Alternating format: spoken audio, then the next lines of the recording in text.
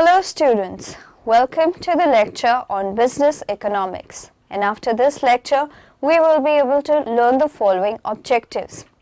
Explain the meaning of business economics, discuss microeconomics analysis and business policies, define the macroeconomics analysis and business policies, explain inductive and deductive methods of business economics, understand the economic systems. Let's start with the concept of business economics. Economics is a social science dealing with economic problem and man's economic behavior. It deals with economic behavior of man in society in respect of consumption, production, distribution, etc. We can call it as an unending science. We know that definition of subject is to be expected, but at this stage it is more useful to set out few examples of the sort of issues which concerns professional economists. For example, most of us want to lead an exciting life, that is, life full of experiments, adventures, etc. But unluckily, we do not always have the resources necessary to do everything we want to do. Therefore, choices have to be made, or in the words of economists, individuals have to decide how to allocate scarce resources in the most effective ways. For this is a body of economic principles and concepts has been developed to explain how people and also business react in this situation. Economics is the study of choice under conditions of scarcity. Economics provide optimal utilization of scarce resources to achieve the desired result. It provides the basis for decision making. Let us now discuss the meaning of business economics. Business economics is the application of economic principles and methods to business management practices. It deals with the business organization and decision-making process of the firm. It helps firms in business administration, decision-making, and business planning. Decision-making involves the process of choosing the best optimum choice or course of action from the many alternatives available to the decision-makers of the firm. Forward planning involves the establishment of future plans. Profit is the ultimate goal of almost all business firms. Hence, forward planning and decision-making will generally be targeted towards the maximization of the firm's profit. Whatsoever may be the short-term objective of a firm, the ultimate one could be nothing but profit. Given such a goal, the nature of most business problems is basically economic, that is, getting more from the given resources and the nature of competition. The productive resources of the firms are limited in general. Acquiring more such productive resources, transforming them into goods and services, and selling them for maximum profit involve innumerable plans, decisions, and strategies, and the bottom line of all such issues is getting more from them. The limited resources have to be used efficiently in such a way as to attain the ultimate objective of the firm, viz., maximum profit. Business economics is a discipline that deals with the application of economic concepts, theories, tools, and methodologies to the practical problems in a business. It facilitates the manager in decision-making and acts as a link between theory and practice. Business economics is a combination of management and economics, as management is the process of planning, organizing, leading and controlling the efforts of the organizational members and of using all the available organizational resources to reach the stated organizational goals. Characteristics of business economic: microeconomic in nature, theory of firm or economics of firm, importance of macroeconomics too, pragmatic and applied approach. Nature of business economics. In business economics or managerial economics, economic principles are applied to problem solving at the level of the firm. The problems, of course, relate to choices and application of resources in the process of production and consumption of commodities, which are basically economic in nature. Business economics bridges economic theory and economics in practice. Macroeconomic conditions. The decisions of the firm are made almost always within the broad framework of economic environment with which the firm operates, known as macroeconomic conditions. Microeconomic analysis. The microeconomic analysis deals with the problems of an individual firm, industry, consumer, etc. Managerial economics is concerned with normative microeconomics and not with positive microeconomics. Managerial economics concentrates on making economic theory more application-oriented. Scope of business economics. No uniform opinion as the scope of managerial economics, but the following aspects may be said to generally fall under the scope of managerial economics. Demand analysis and forecasting. A business firm which takes necessary steps to transform productive resources into goods that are to be sold in a market, or mostly decision-making depends on accurate estimates of demand. Before preparing production in schedules, sales forecast is essential. This forecast can also serve as a guide to management for maintaining or strengthening market position and enlarging demand for a firm's product, and thus provides guidelines to manipulating demand. Demand analysis and forecasting is essential for business planning and occupies a strategic place in managerial economics. Capital management. The most complex and troublesome for the business manager is the firm's capital investments. Greater the investment, more complex the problem, and their disposal not only require considerable time and labor but is a matter for top-level decision. Capital management implies planning, acquisition, disposition, and control of capital. The first stage, it's called processing the contributions, requires us to ensure that all updates to the scheme, so any new members, any leavers, or any people retiring, are updated on the record, and that the schedule of contributions that an employer will send through matches what we have on our systems. The second part is updating the system. Once all the records are confirmed, we input the data regarding the contribution amounts, and this will produce an instruction for the investment manager as to where the contributions for that month are to be invested. We have to be mindful of anybody who's moving towards retirement at this point to ensure that any life-styling of funds is being done correctly. The third part is investing the money. The investment manager will receive the money from us and also the investment instruction. With this, they will invest the money in the various areas as selected by the members. The fourth part is the contract note. The investment manager will confirm what investments they have purchased and at what price. We will then add these details to the system, which updates all our members' records. The final stage is reconciliation. At this point, we will check all the members' records are correct and that all the figures match up. Anything that is incorrect will have to be investigated. This is the complete cycle that happens every month. If you work on a defined contribution scheme, you may well have been involved in this process. Relationship of business economics with other disciplines. Statistics is widely used by managerial economics. Managerial economics aims at qualifying the past economic activity to predict its future. Business economics and operations research. Both operational research and managerial economics are concerned with taking effective decisions. Now moving on to the next topic, we will study the microeconomic analysis and business policies. A business firm has to formulate a number of economic and managerial policies, such as production policy, sales policy, advertising policy, purchase policy. Microeconomic analysis. Microeconomic analysis is the branch of knowledge in which the study of particular economic unit is made. It can be a particular person, a particular firm, or a particular industry. Microeconomics deals with how producers and consumers interact in individual markets. Scope of microeconomic analysis. Microeconomic analysis is related with particular or individual units. The studies made in microeconomics are allocation of resources and the production of goods and services. In any economy, the quantity of the means of production is limited in a short period. Role of microeconomics. Analysis in formulation of business policies. Microeconomic analysis occupies a vital place not only in economic analysis but also in the formulation of business policies. Functioning of an economy. Microeconomic analysis is useful in understanding the functioning and mechanism of a free enterprise economy.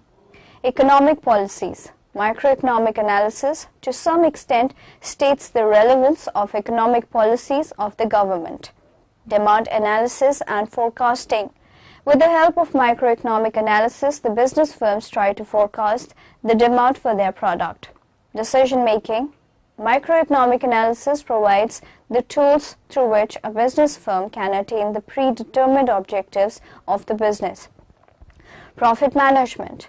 Profit management is the central matter in business economics, positive and normative economics. Economics deals with both positive and normative questions. According to Robbins, economics is concerned only with the study of economics, decisions of individuals and society as positive facts, but not with ethical considerations of these decisions. In this video, we're going to look at the difference between positive and normative economics. When speaking about economic hypotheses, the way you phrase your statement is actually a pretty big deal. And in economics, we can broadly define a statement as positive or normative economics. Now, when you think of the phrase positive, you might think of something that's good or something that's true or something that you agree with. That's actually not the case. A positive economic statement is just a simple statement about what is, was, or will be. It's often written in an if-then form. If A happens, then B will follow. Now, this is important because it's written or spoken in a way that allows it to be tested with data. We can use economic data. We can look at the numbers to see if the statement is true or false. And what's important to know is that it's not always true. A positive statement could be a false statement. Normative statements, on the other hand, are values, opinions, or judgments. We ask, do we think this is good or bad? And we can look for phrases like, I think we should do this, we ought to do that, or everyone should do this. It's a statement of opinion that cannot be tested to be true or false. Now, the easiest way to learn about positive versus normative is to just look at a couple of examples. So examine the following statement. On average, people tend to shop at Walmart more after they get a pay raise. Now, you might look at that statement and say, well, that's probably false, and maybe it is, but it's still a positive statement. We can look at people's income data, we can look at shopping data, and we can see, is this statement true or false? Now, the following statement, everyone should shop at Walmart, that's a normative statement. We cannot test that with data. You look at that word and you see should. That's an opinion. We can't prove that true or false. Now, a big pitfall with positive and normative is that we often make the mistake of looking at a normative statement and agreeing with it, and therefore say that it's a positive statement. Look at the following example. Rich people need to pay more taxes. Now, many of you would say, sure, that's true, I agree with that. That's positive economics.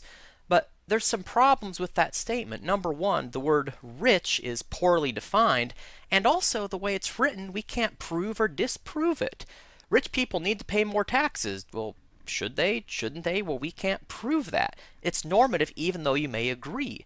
Now, if you were to rewrite that statement to say, if families with incomes over $250,000 per year paid higher taxes, overall tax revenues would increase.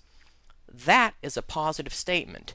You can look at what happens to tax rates and tax revenues. You can see the relationship over time. It's a statement that you can test with data. Now, in reality, of course, we generally prefer positive statements because we like to see if our hypotheses can be backed up with real-life data and real-life numbers. But normative statements do play a role in society, especially in legislation where we're examining policies with the goals of fairness in mind. And of course, fair is a normative word.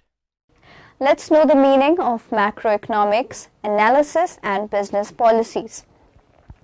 The term macro, as used in English language, has its origin in the Greek word macros, meaning large.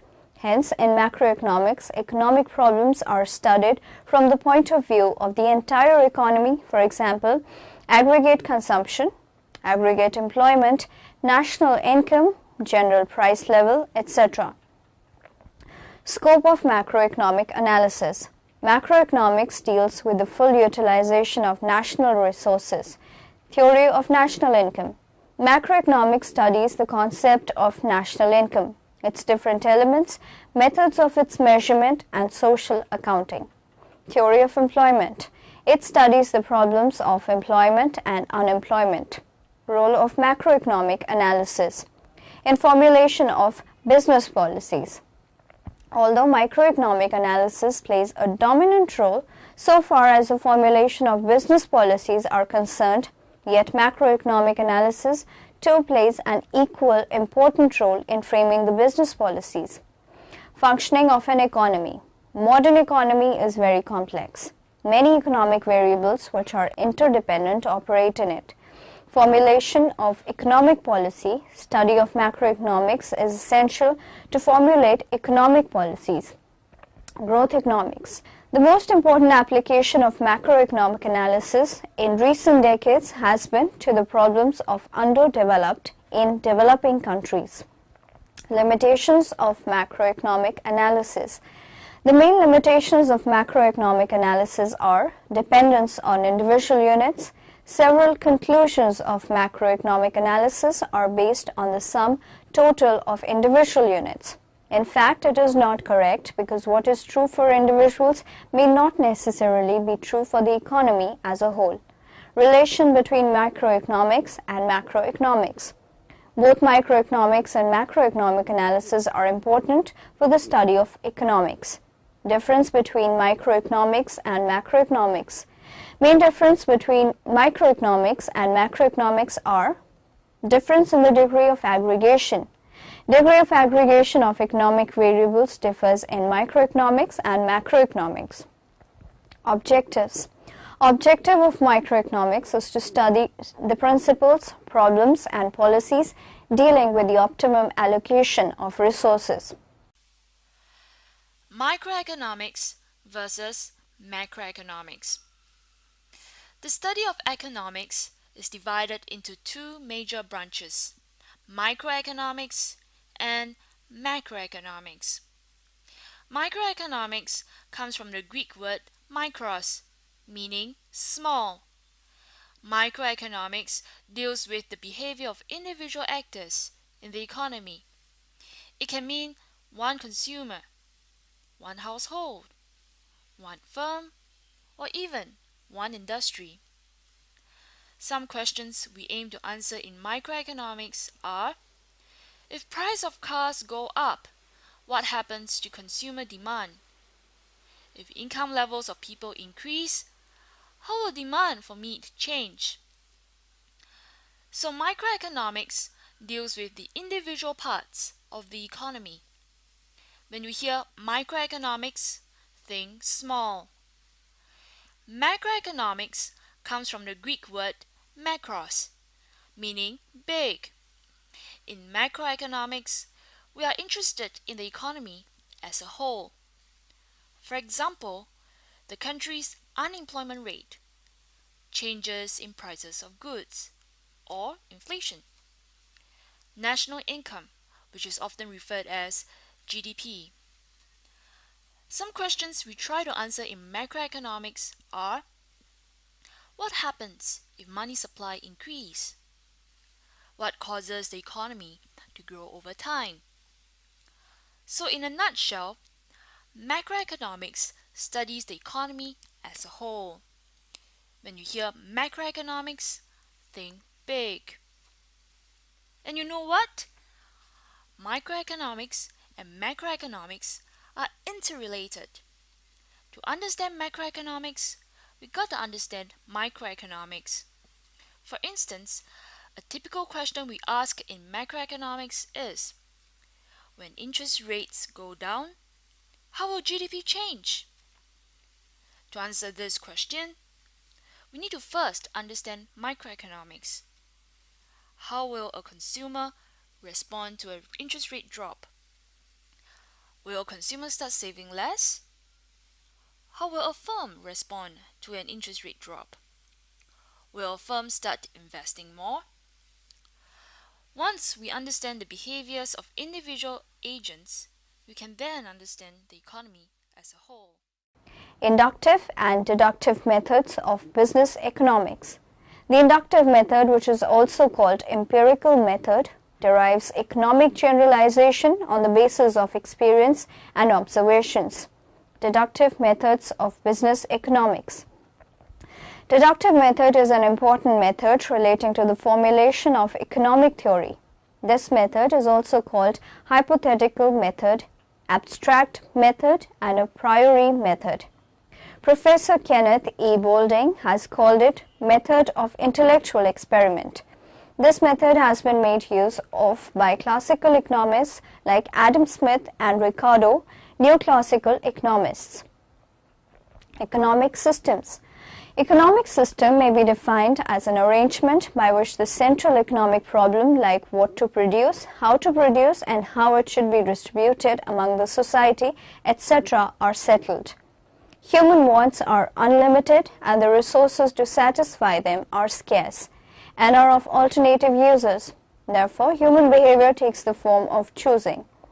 This gives rise to the problem of how it uses scarce resources of alternative uses to attain maximum satisfaction. This is generally termed as economic problem. Reason responsible for arising unlimited ends or wants. Scarce resources. Capitalism. Capitalism is a system of economic organization featured by the private ownership and the use for private profit of man-made and nature-made capital. The principal features of capitalism are private ownership of property. Private ownership of property refers to the right vested in the owner to own and enjoy the property in the manner he likes best. Advantages of capitalism. Automaticity. An important advantage of the traditional type of capitalism is its automatic or self-acting nature. Flexibility. One of the principal advantages of capitalism has been its flexibility, adaptability, and resilience, which have enabled it to change itself from time to time in accordance with the changed circumstances. Disadvantages of capitalism. The principal defects and shortcomings of capitalism are lack of coordination. The main defect of capitalism is the absence of any machinery to coordinate the decisions of millions of businessmen and producers functioning in the economy. Trade cycle. There is now conclusive evidence available to us that the trade cycle is the direct product of the functioning of capitalism. Socialism. Socialism is an economic organization of society in which the material means of production are owned by the whole community and operated by organs representative of and responsible to the community according to a general plan, all members of the community being entitled to benefits from the results of such socialized planned production on the basis of equal rights. An analysis of this definition reveals three main points. Ownership of the means of production by the state as representative of the community, the general planning of economic activity, advantages of socialism. The principal arguments in favor of socialism are: it secures a coordinated development, a socialist economy is planned economy, and as such it secures a balanced and coordinated development of a country's resources for raising the living standards of the mass. It eliminates the trade cycle. Trade cycle is the direct outcome of capitalism. Under socialism, however, there is no place for the trade cycle. It stands totally eliminated. It prevents unemployment. Socialism prevents mass unemployment by assuring a job to every citizen. The entire economic life in a socialistic economy is planned beforehand so that there is little possibility of maladjustments taking place or economic resources being wasted, as very often happens under capitalism. Disadvantages of socialism. The principal defects and shortcomings of socialism are: too much concentration of powers. A socialistic economy is a state-planned economy. This naturally results in the concentration of too much power in the hands of the state. There is every possibility of the state developing under such circumstance into a dictatorship of the worst type, constituting a serious threat to democratic rights. No incentive to improvement of labor efficiency. It is said that there is no incentive under socialism on the part of the workers to bring about improvements in their performance. Mixed economy. This represents the intermediate system between capitalism and socialism. In several countries of the world, it is this economic system which has been accepted by the peoples and governments. Characteristics of mixed economy. Coexistence of public and private sectors. An important characteristic of mixed economy is the existence of two sectors, viz. the private sector and the public sector. Government's influence on price mechanism. The government may even influence the price mechanism through various fiscal and economic measures. Reduction in economic inequalities. Though mixed economy does not root out economic inequalities altogether, yet efforts are made by the government to lessen economic inequalities to the minimum through economic and fiscal measures. Since the mixed economy is a compromise system, the allocation of resources under it is done partly through the price mechanism and partly through governmental direction. Control of monopoly. In a mixed economy, the government adopts various laws, rules and regulations to control and regulate monopolistic malpractices to protect the interest of consumers. Now in the end, let us summarize what we have learnt in this lecture. Economics is a social science dealing with economic problem and man's economic behavior. It deals with economic behavior of man in society in respect of consumption, production, distribution, etc. Managerial economics is concerned with normative microeconomics and not with positive microeconomics. Capitalism is a system of economic organization featured by the private ownership and the use for private profit of man-made and nature-made capital. Business firms which take necessary steps to transform productive resources into goods that are to be sold in a market or mostly, decision-making depends on accurate estimates of demand. Macroeconomics deals with the full utilization of national resources.